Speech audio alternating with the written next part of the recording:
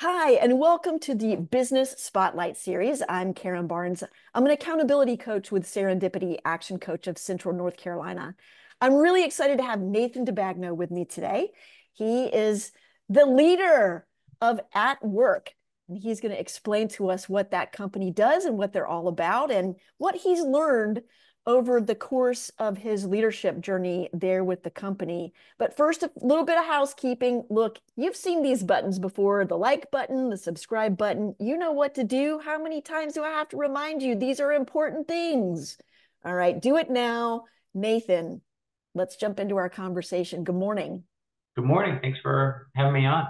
Absolutely. So listen, tell us about AtWork. What do you do? What's the story here? Sure. At Work Personnel, we are a staffing and recruiting agency. Always make sure to emphasize both because they might sound interchangeable, but I consider them to be two things. So we help with staffing, both just what we call rank and file positions like forklift operators, warehouse workers, general office employees, and we also are recruiting and really ahead of what you used to hear people call as headhunters more often. So hard to fill positions, highly skilled laborers that are just really hard to find, very key professional positions, just positions that are really hard to fill. So you do both staffing and recruiting.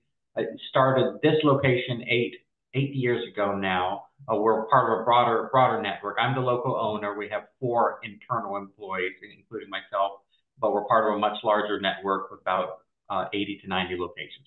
Franchise based, so allows us the flexibility of having local ownership, but not having to reinvent the wheel and being able to rely on headquarters to help us with a lot of administrative and other functions. Hey, Action Coach is a franchise too, so I understand the absolute, joys and frustrations of that as well. So I definitely want to talk about that in a little bit because definitely have several clients, and I'm sure viewers and listeners who are interested in franchising, and I would love to get your perspective on that. So why don't we just go with that right now? Like, what made you decide franchising is the right thing for me to investigate, and how's you know would you recommend it? What would you say to a prospective franchise owner? Right, absolutely. And the concept of franchising versus just starting purely on your own. Of course, if you're Hmm. franchising, you are starting on your own. I still had to build this location really from scratch. So you still have to find your clients and grow the business unless you're buying an existing a location. I think that in my case, there's not necessarily a right or wrong way to do it. In my case, it worked well starting out off.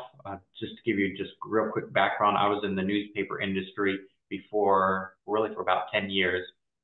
I worked first on the news side, moved over to the sales and the business side. It was great industry. It was just unfortunately declining rapidly. I also had been interested in starting my own business for a while before leaving the newspaper industry. And for a while, I didn't really know what it was. I remember seeing an ad, actually an entrepreneur magazine that promotes and helps people be aware of franchises. They actually often, I think once a year or maybe more than that, they have a resource that shows here are some of the top franchisees, really hundreds and hundreds of franchisees. What's the cost to join them? What are the net worth requirements and all that? I like the concept of a franchise because you could still have all the flexibility that you don't necessarily have in a corporate environment. I like the fact that it's the corporate office is more of a resource center than necessarily a top-down commanding center like what a lot of corporate America has unfortunately become nowadays. I also like the fact that you didn't have to reinvent the wheel.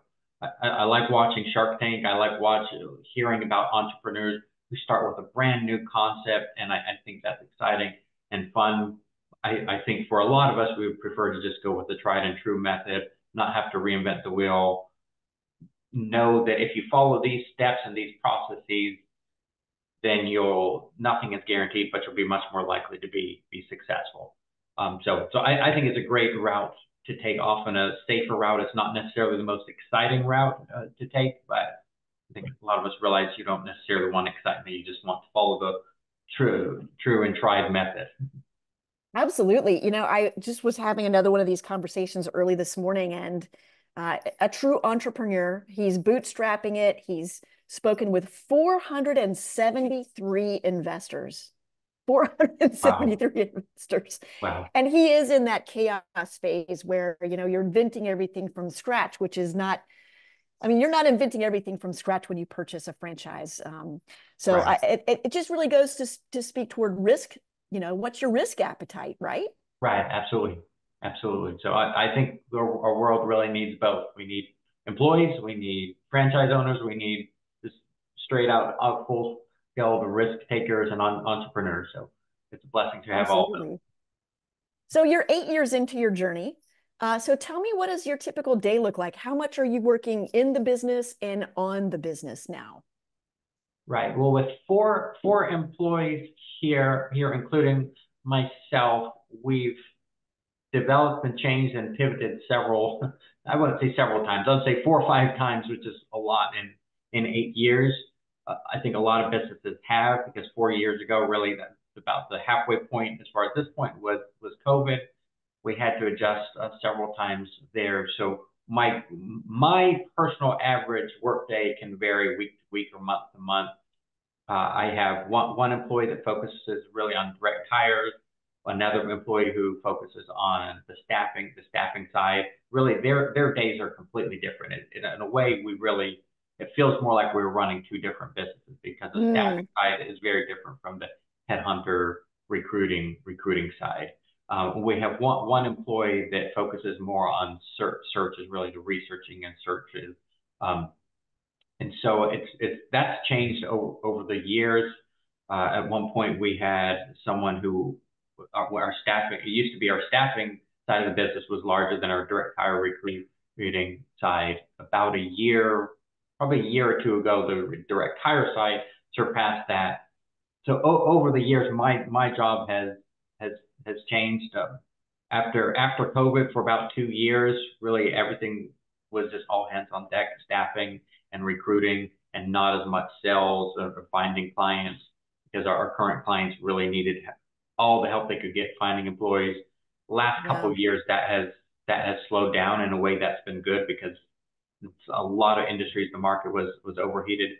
My employees' roles will stay the same really day to day, focusing on what needs to be done. Mine can vary. I could go meet with the client and talk about safety, walk through safety processes. Another day I could just be focusing on searches. It just depends really what our clients' needs are. During slow times, I'm focusing more on sales. During busier times, I'm just doubling down and trying to find as many employees as we can. It's the staffing side particularly is a very unpredictable part of the business. So it can be fun, but sometimes it's tough when you get in your groove and you're accustomed to doing what you're doing, and then you've got to pivot a lot. I imagine you're busy. It's almost a universal need that I hear from my clients. We do a lot of work with trades and manufacturing, and Mhm. almost every single, interview that we have, and almost every single client that we work with is having, these staffing and recruiting issues. And I bet you are really busy. So what do you think, what's one thing you wish more people understood about your business in particular? I'd say one thing I wish more people would understand, that I think they have learned more over the last few years, is how much time and even money it takes to find the right employee, Mm, and how spending that money is definitely worthwhile. Because if you don't find the right employee, or if you find the wrong employee, that's the most expensive thing that you can do in the business, mm. or often the most expensive thing you can do is leave a position vacant too long and then mess up something with inventory, or have a client that gets upset or something like that. The recruiting, I often think of recruiting as a process, just like the process, not just like, but similar to the process in manufacturing, where you have to Okay. follow these certain steps. You do need to move quickly. and all, but you also need to follow a process or you're going to end up wasting time or skipping steps. And if you skip certain steps, like there's pre-screening, then talking to the candidates in person, letting them tour the site in many cases, um, making sure you're not missing anything, making sure you're picking up on nonverbal cues. There are just a lot of pieces in the process that if you don't handle one of them just right, then really the whole process could be messed up. So it is I'm very processes driven person. I love studying the manufacturing world, which is very heavily about processes. And I think that hasn't translated as well in the office, really traditional white collar environment. So that's a long way to answer that. But I would say I wish more people understood really that recruiting is a specific process that needs to be followed carefully, efficiently, but also quickly. Yeah, yeah. So 8 years under your belt, and you talked a little bit about your journey from newspaper into reporting, into sales, into owning a franchise. P.S. I'm also a recovering journalist. Oh, very interesting. Very interesting. Yes, you run into several, so I always enjoy that. Yeah, exactly. So as you're starting to think about like the next 3 to 5 years, what does that look like for your business? Thankfully, I think recruiting and say like real estate actually are often very similar. It's interesting. I talk about comparing it to manufacturing. I compare it also to real estate. It's interesting in the 90s, I think with um, things like career builder and all, a lot of people were questioning whether that would really affect and hurt the recruiting and staffing industry, but it's actually grown significantly since the 90s or the early 2000s. Very different from the newspaper industry, which has been Mm, impacted very differently. yeah. So recruiting, just like I think often real estate, part of the reason why real estate is still a strong industry is because it's still very relational. If you could just use the internet to find candidates and connect them easily, then we would have been able to get rid of recruiters a long time ago. So I think that things like artificial intelligence are going to be very important tools that most people will need to use to their advantage and not misuse. So I think technology is going to change it a lot, but you'll need to use these tools to be faster and more efficient and not misuse them. Just like any tool. If you're a carpenter, you need to learn how to use the tools if a new tool comes out and also not misuse them. So I think the industry is going to continue to grow. It's going to continue to get harder as Mm, more baby boomers retire and as find we just have fewer younger people than we did a generation or two ago. yeah. Um, and as um, just the people change. The current generation is very different from the past generation. The expectations for employers are often higher. So the work is harder for the employers, and the work is going to be harder for the recruiters. Um, so I think it's the relational aspect is going to be much more important than ever before, and will need to also really coach both the employers and the candidates very carefully to explain the expectations on both sides. We often feel like someone is kind of like in a tug of war. You have two strings or two ropes really on each side, and we're trying to pull them together. And we're saying, okay, you guys need to help us out a little bit. So we need to guide them very carefully and very meticulously. So it's going to grow, but the work is going to become much harder. Nathan, I was just having this conversation with a client yesterday, which is he's a contractor.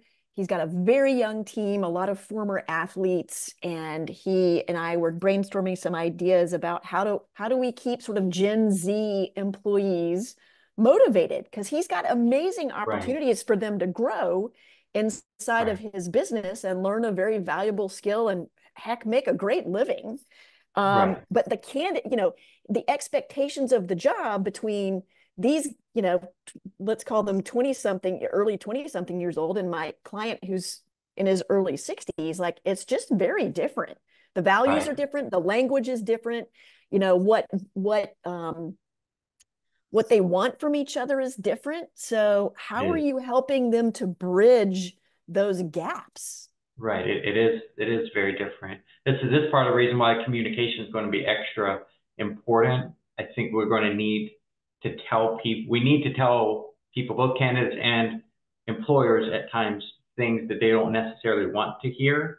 Mm-hmm. We need to be able to approach it very diplomatically. I think in general terms, there are two extreme mindsets that are harmful. One is the old school mindset of just tell people to show up. They should just be grateful to have a job. You know, where else are they going to go? That mindset could have worked Yep. for years, well, really decades ago. And I think most people recognize that's not a good mindset to have. The mindset that I'm a bit more concerned about is the opposite side of, well, what do younger employees want? What does Gen Z want? What do employees need? You have to give them more PTO. You have to give them this, give them this, give them this. Ultimately, you're going to keep employees if they are passionate about the job and they can overcome adversity, and if they are coachable. So I am Right. often more concerned about the mentality of be very careful. That's not what they want. We don't. I'm very glad that in my 20s, my bosses did not give me everything I wanted, and that they sometimes gave me very direct feedback. Yep. So we just need to communicate that effectively, directly, and also with tact, which is going to be a very difficult and challenging balancing act. And so the communication is going to be more important than ever before. Fantastic answer. And listen, if you guys are struggling with hiring, like go back and replay that. Okay. Right. Go listen to Nathan again and Yeah. talk to your HR team or your staffing team or your recruiting team, or heck, just call Nathan, right? He's got this figured out. So Well, let so, me I will say sometimes you can say the right thing. There's a difference between being able to give a right answer and then live it, live it out. That's the challenging part. 100%, right? The detail is in the execution, right? Right. Right. Execution is Exactly. everything, Exactly. everything. So let's change up the energy here just a minute. I'm going to ask you some rapid fire questions, Oh, sure. and you are going to give me some quick, pithy, fantastic answers. You ready? And if I do pithy very well, I'll give it a shot. All Yeah. right, here we go. Nathan, what is the key to success for you? Key to success, I think, is in service. Focus first on service to others rather than self. Nice. What is your best piece of let me say that again. What is your best piece of advice for other business owners? To focus on developing yourself and to focus on wisdom first of all, above Mm. profits. Focus on self development over profits. Right. Are you reading a book or have read a book or a podcast that you feel it's important that other people know about and could learn from? A podcast or a book. Mm-hmm. I am I am amazed at say this. I've read a lot of self-help books. I need to give a quick answer, but I think the one that beats them in terms of just day-to-day stuff is the book of Proverbs in the Bible. I read that. I think I've never read anything like this. Awesome. Awesome. And this is my favorite question to ask. If you had a little bit of pixie dust and you could sprinkle it on any area of your business and all your problems would disappear, where would you sprinkle your pixie dust? Uh, I would I would like to really improve the way we coach candidates about communication and soft skills. Mm, got it. Soft skills are so important. I was just talking with a client the other day. Every Friday, he gets his crew together and they do soft skills training for about an hour every week. Right, that's good. That's what they do. That's what they do. All right, where can That is people good. find you on social media, Nathan? Where can people pick you up? So on social media, I am busier on LinkedIn than on Facebook. But our Facebook page is updated regularly. So AtWork Personnel Winston Salem. There is an AtWork Personnel, the AtWork group that is the corporate office. So make sure to choose the Winston Salem one. I'm busy. We have a LinkedIn page, so AtWork Personnel Winston Salem also on LinkedIn. I stay pretty busy on LinkedIn. I'm recruiting candidates all the time, so I'm posting and interacting a lot there. So that's the one I'm busiest on, and I'll respond and pay attention to messages there. So Nathan DiBagno. There aren't too many DiBagnos. You can find us DiBagno on LinkedIn. Awesome. Last thought. What is most inspiring to you today? Most inspiring to me today, I would have to say still going back, I think, through the book of Proverbs. I think that has helped me a lot in just developing the concept of developing wisdom. Nice. That's beautiful. Nathan, thank you so much for being with us today. It has been a real pleasure. It's a joy to hear, how you've made big career switches. You know yourself well enough to have made, the choice to go with a franchise. You're pivoting, you're growing, you're committing to your team and more importantly to your clients. So congratulations on your success.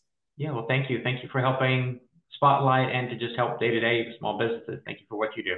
It's my passion. It's my pleasure. Hey, listen, guys, please share this with some of your friends who are struggling with hiring, which is everybody. So get this out there. Give Nathan and his team a call to help with your team. So until next time, take care. And as they say here in North Carolina, keep pounding. All right, thanks, Karen. Bye bye.